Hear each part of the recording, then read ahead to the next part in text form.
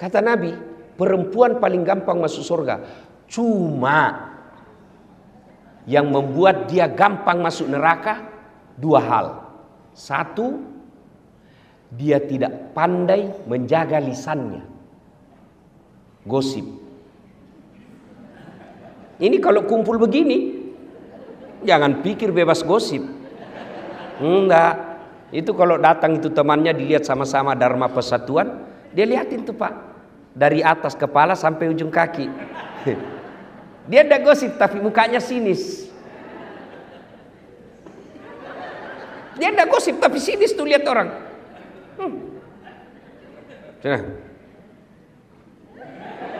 Kenapa? Kayak umbul-umbul. Iya toh Ibu? Maka perempuan kalau dia mampu menahan lisannya, jangan lupa like and share. Insya Allah gampang masuk surga. Tapi sayang seribu sayang, setan tahu rahasia ini. Maka dibuatnya gampang dia terprovokasi. Kau tahu katanya, oh iya. Padahal dia tidak tahu itu. Cepat sekali. Iya betul. Padahal dia tidak tahu. Suka ikut campur yang bukan urusannya. Nah biasanya kalau perempuan orang suka ikut campur, takdirnya semasa hidupnya seperti tauge. Ibu-ibu tahu tauge? Ibu tahu tauge? Coba lihat tauge. Suka ikut campur kan?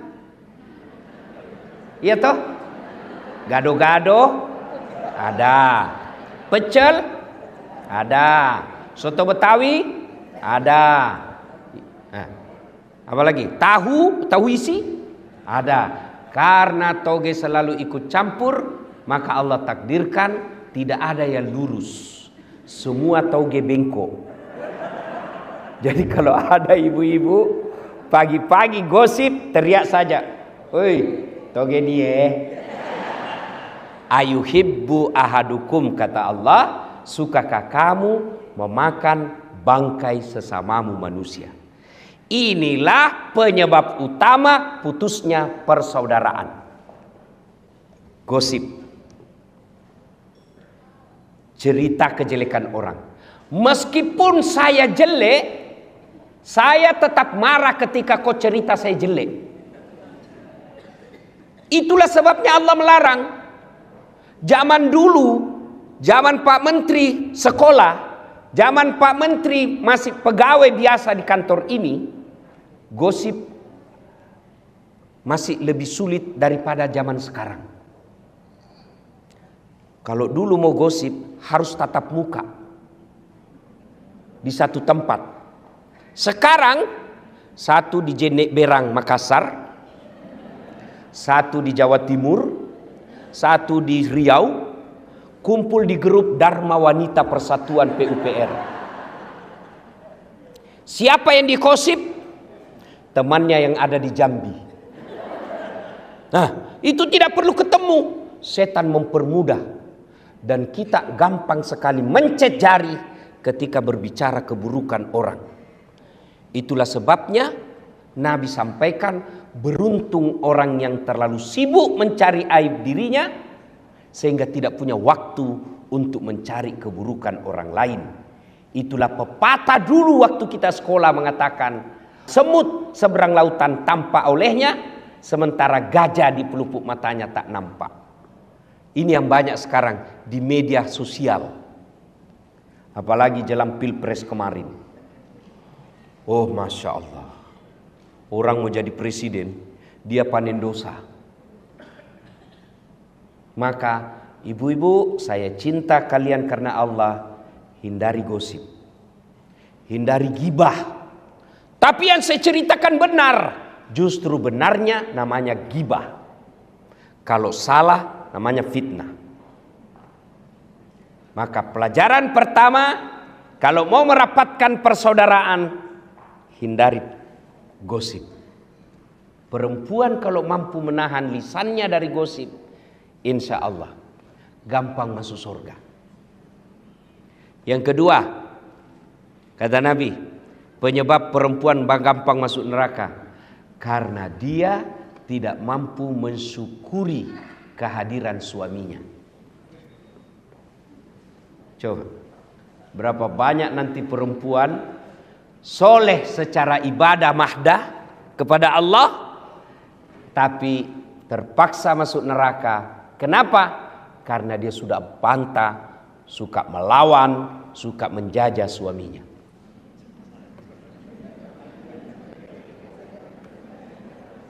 Ibu, ya, halo ibu, mau gampang masuk surga? Mau ibu? Mau? Kata Nabi, minta ridha suami. Bagaimana cara minta ridha suami? Yang praktikum, yang langsung bisa dipraktekkan. Satu, kalau suami mau berangkat, jangan lupa usap dadanya, minta ridhanya. Saya agak belok sedikit dari halal bihalal, karena tiap tahun kita halal bihalal. Tapi menasehati istri ini jarang di sini. Ibu, jelas ya? Mau dapat ridhanya suami, suamimu setiap mau pergi, jangan pernah dia tinggalkan rumah tanpa ibu antar sampai ke mobil. Itu real. Tapi kadangkala perempuan modern, suaminya pergi tanpa dilihat sama sekali. Itu awal ibu jauh dari ridha Allah. Antar, pegang tasnya, masuk ke mobil. Itu istri saya Pak Menteri. Meskipun Ibu Kartika juga demikian, ya. Meskipun saya selisih 26 tahun, Pak Menteri tadi bilang istri saya itu ustadz cerdas. Beliau kadang lebih menasihati saya. Memang istri begitu. Daripada ibu jaga HP suami, tapi kan kita tidak berkhianat. Ya, tidak berkhianat. Jadi gimana caranya? Istri saya kalau saya mau keluar, itu ransel saya dipikul. Ya, saya bilang karena ransel saya itu ya setiap kemana-mana agak berat, karena banyak barang elektronik di dalam untuk saya mengajar. Bawa. Lalu dia bilang, jangan, nggak usah sayang, biar saya bawa. Kata istri saya, beratnya ransel ini tidak seberat beban Ustadz cari nafkah untuk kami.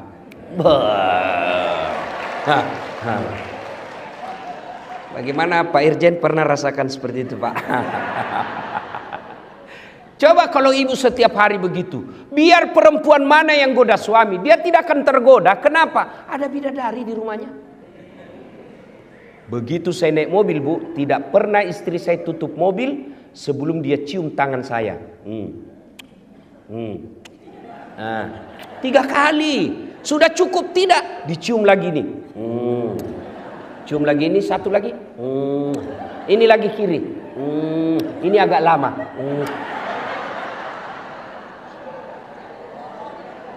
Ayo bapak-bapak pernah merasakan? Ibu-ibu setiap mau pergi suami cium tangan. Nah, pantas perempuan lain cium tangannya suami. Coba ibu amalkan deh, ini real. Nggak usah, ibu tidak usah menjelis taklim 1 bulan kalau nggak praktek ini. Itu real bisa ibu dapat ridha suami. Apa cukup sampai di situ istri saya? Tidak. Dia usap dada saya, lalu dia bilang, Ustadz, ridhoi saya. Dia tidak tutup pintu mobil sebelum saya bilang, ya meskipun semalam bertengkar. Bohong kalau ada suami istri tidak pernah bertengkar. Apa Ustadz tidak pernah bertengkar? Bohong. Bohong kalau ada katakan Ustadz tidak ada masalah rumah tangganya. Bohong. Saya aja ada masalah ibu. Apalagi setelah saya viral kemana-mana. Banyak masalah saya Pak Menteri. Apa masalah saya? Banyak janda curhat. Modus pura-pura minta doa-doa penenang jiwa. Lama-lama dia bilang, Ustadz, maukah Ustadz menjadi imam dalam ini? Saya bilang, mohon maaf ibu, saya bukan imam, saya penceramah. Jelas? Ya ibu? Real. Yang kedua, ibu sebagai istri pejabat ataupun bukan pejabat, ketika suami pergi, bantu suami cari nafkah. Bagaimana bantu suami mencari nafkah? Ibu tidak usah dagang kiri kanan keluar rumah, nanti difitnah orang. Real bukan pekerjaan yang mendatangkan rezeki. Kalau pekerjaan yang mendatangkan rezeki, semua orang yang sama pekerjaan tupoksinya mestinya sama uangnya. Tapi menurut keyakinan kita orang Islam, yang mendatangkan rezeki al-waqi'ah, kemudian duha, kemudian sedekah dan silaturahmi.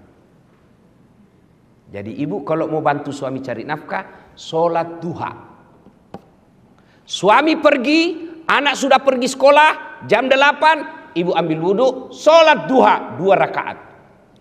Ada waktu, tambah 4. Masih cukup, 6. Masih luang, 8 rakaat. Bagaimana caranya? Sama sholat sunnah yang biasa, cuma bedanya niat. Tahajud niatnya tahajud, waktunya malam hari. Sholat duha niatnya duha, waktunya pagi hari. Jangan juga ibu sholat duha malam hari.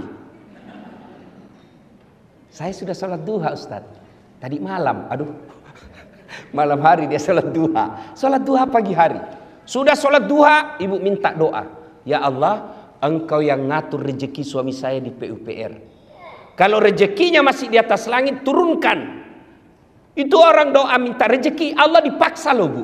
Kalau di atas langit, turunkan. Kalau dalam tanah, munculkan. Kalau masih sedikit, cukupkan. Kalau masih jauh, dekatkan. Itu doa minta rezeki. Dan yang paling penting, berkahkan. Sudah itu, ibu ambil HP. Telepon, bang, gimana kabar? Alhamdulillah baru tiba di kantor. Ya bang, jangan menghalalkan segala cara. Baru saja saya doakan dalam sholat duhaku. Insya Allah, Allah akan bukakan rezekimu. Salam sayang selalu dari istrimu di rumah. Itu langsung dikasih lihat itu semua temannya di kantor. Ini istri saya. Ibu pernah WhatsApp begitu? Real, cari ridha Allah, bantu suami cari nafkah, sholat duha. Kalau ini ibu lakukan, insya Allah suami tidak akan macam-macam. Cuma yang kadang-kala masuk WhatsApp, bang, jangan lupa singgah beli gas. Bang, jangan lupa singgah beli ikan. Salah? Tidak. Tapi sertakan juga mengingatkan suami untuk ibadah. Itu istri yang soleha. Masuk waktu sholat. Bang, sudah duhur ini bang. Sudah sholat enggak? Belum. Sudahlah, tinggalkan dulu pekerjaan. Itu pekerjaan bisa dikerja. Sholat tidak bisa kau tunda. Ayo sholat. Itulah istri yang dapat ridha dari suaminya. Kemudian pulang suami, semestinya istri yang soleha kata Nabi, pulang suaminya menyenangkan hati ketika dipandang wajahnya. Tanyalah bapak-bapak, senang tak mandang ibu ketika di rumah? Bagaimana istri yang soleha? Menyenangkan hati dipandang suaminya. Jadi kalau ibu tahu suami pulang pukul 5 petang, sudah kira-kira 15 menit sebelum pukul 5, ibu dandan. Warna apa dia senang suami? Dia senang warna coklat. Pakai warna coklat. Tapi saya tidak senang. Ibu mengalah karena menyenangkan suami, itu ridha Allah. Kalau perlu pakai baju renang.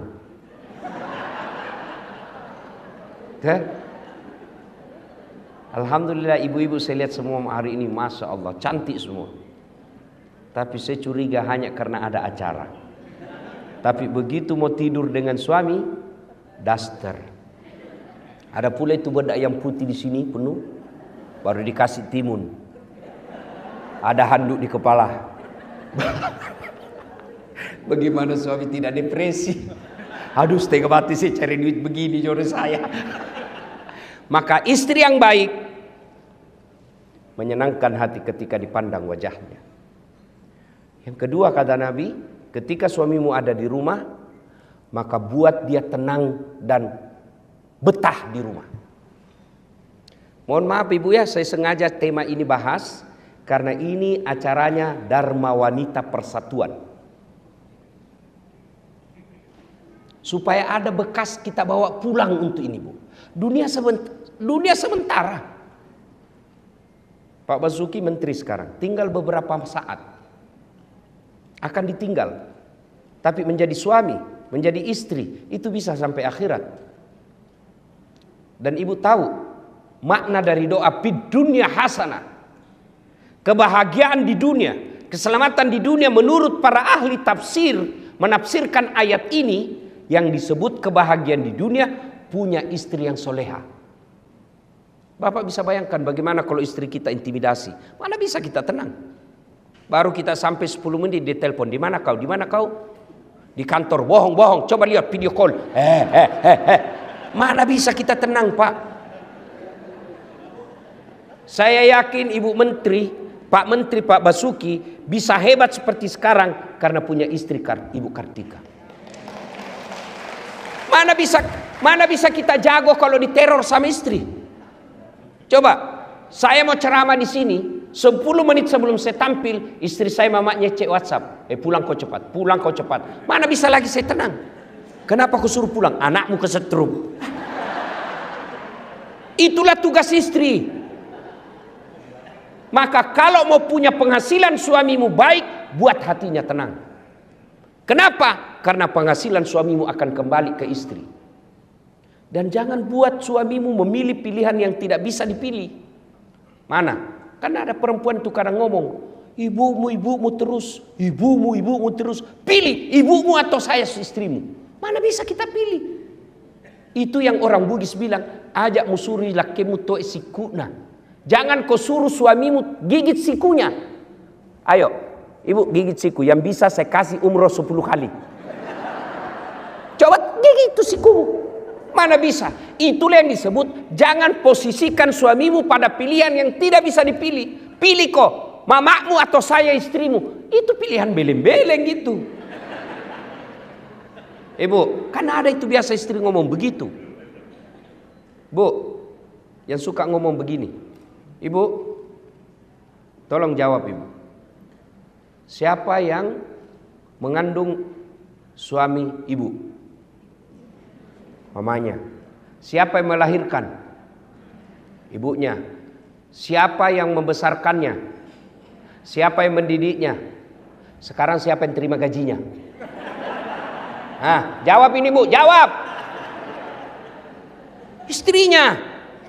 Maka pantas ketika Nabi sampaikan, ridha Allah ada pada ridha suamimu.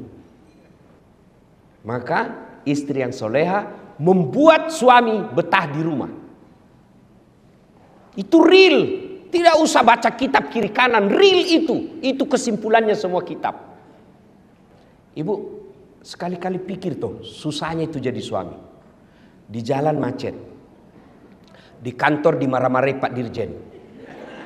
Dimaki-maki, memang kau goblok. Selalu siap salah pak. Masuk warung kopi dikejar tagihan. Ya kan? Sampai di rumah dimaki-maki lagi sama istri. Memang kau goblok, kenapa kau tidak lawan? Mau dilawan dan dia dirjen. Sampai di masjid lagi dengar khotbah, neraka lagi dicerita, kau dibakar, dilipat, diguling.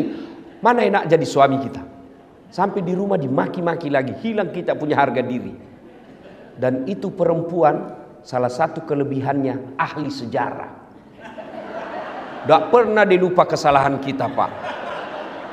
Sudah 5 tahun yang lalu ada kesalahannya, dijelaskan kesalahannya, dia berusaha menjawab kesalahannya itu, belok, nyambung lagi 5 tahun yang lalu. Itulah perempuan ahli sejarah. Maka istri saya berkata, karena kami perempuan ahli sejarah, tolong kau suami jangan bikin sejarah. Top. Ya, nah ibu-ibu yang saya muliakan, muliakan suami. Kadang-kala kita sakit, kadang-kala kita cemburu. Tapi jangan sakit dan cemburu itu yang baru beberapa saat melupakan kebaikan suami yang sudah puluhan tahun. Kalau ini yang kita lakukan disebut innallaha yuhibbul muhsinin. Allah mencintai orang-orang yang bukan saja memaafkan suaminya, tapi juga membalas dengan kebaikan. Itu esensi dari halal bihalal. Memaafkan, bukan sekedar memaafkan, tapi juga dia berbuat baik kepada orang yang menyakitinya. Ibu bapak saudara-saudara sekalian, suatu kali Nabi lagi duduk-duduk dalam masjid. Tiba-tiba Nabi bersabda, sebentar lagi akan muncul penghuni surga. Datang dan semua orang melihat, apa kelebihannya ini orang? Kalau dilihat dia masyarakat tidak terkenal, ibadahnya juga tidak istimewa. Lalu Abdullah penasaran, dia mau tahu apa amalnya ini sehingga Nabi jamin masuk surga. Maka dia datanglah ke rumahnya dan berkata, Assalamualaikum Tuan. Waalaikumsalam. Bolehkah saya menginap di rumahmu? Oke, nginap. Abdullah malam bangun sholat tahajud. Yang dijamin masuk surga yang punya rumah, dia cuma tidur. Pagi hari Abdullah bin Umar sholat duha, ini cuma duduk. Sore hari Abdullah tadarus, ini orang cuma lihat-lihatin. Hari 2, 3 begitu. Abdullah kemudian berkata dalam hati, sepertinya lebih banyak amalku dari ini orang. Dan dia terus terang, Tuan, saya mau tahu apa keamalanmu sehingga Nabi jamin kau masuk surga. Dan itu 3 kali Nabi ucapkan. Kata dia, tidak ada, kau lihat amalmu lebih banyak dari saya. Kau sholat malam, saya tidur. Lalu Abdullah berkata, baiklah kalau begitu saya pamit pulang. Belum jauh dipanggil, Abdullah ta'al sini dulu. Apa gerangan? Ada yang saya lupa. Apa itu? Saya setiap malam sebelum saya tidur, saya berdoa kepada Allah, ya Allah, ampuni orang yang menyakitiku dan bersalah kepadaku hari ini, karena aku telah memaafkan mereka sebelum saya tidur. Lalu Abdullah berkata, Allahu Akbar, itulah yang membuatmu gampang masuk surga. Ternyata orang yang ibadahnya sederhana tapi tidak punya sifat pendendam jauh lebih gampang masuk surga. Orang yang banyak ibadahnya tapi dendam dia bawa sampai mati. Inilah makna halal bihalal, memaafkan. Nah sekarang bagaimana cara kalau sudah terlanjur? Kemarin Pilpres 01, 02, 03. Sekarang tidak ada lagi 01, 02, 03. Sekarang 00. Mari kita tinggalkan semua itu. Namanya pesta demokrasi, pasti ada kalah, pasti ada menang. Dan kalau menang, ya dia punya tanggung jawab menjalankan. Kalau dia kalah, kalau dia bersabar, dia dapat pahala sabar. Nah, sudah, bagaimana cara menyambungkan? Satu yang paling efektif menyambungkan silaturahmi, sedekah. Sedekah. Pak Menteri ada marahi staf. Nah, saya sudah kasih begini masih kau salah juga. Sudah ada topoksimu masih salah juga. Marah. Sudah marah Pak Menteri katakan, ya sudah lain kali jangan begitu ya. Ini ada pembeli pulsa. Katanya anak buah, Mbak besok marah lagi deh Pak. Itulah hebatnya sedekah. Saya tanya ibu-ibu, senang suami pelit atau dermawan? Senang tetangga pelit atau dermawan? Senang tetangga pelit atau dermawan? Teman pelit atau dermawan? Tidak ada orang suka orang pelit. Bahkan orang pelit sekalipun tidak suka sama orang pelit.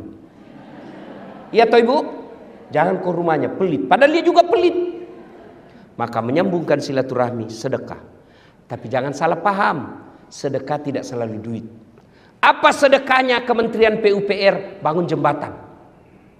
Apa sedekahnya PUPR? Perbaiki irigasi. Itu sedekahnya. Kalau duit, berapa duit kita? Pasti korupsi kalau ada pegawai negeri banyak uangnya.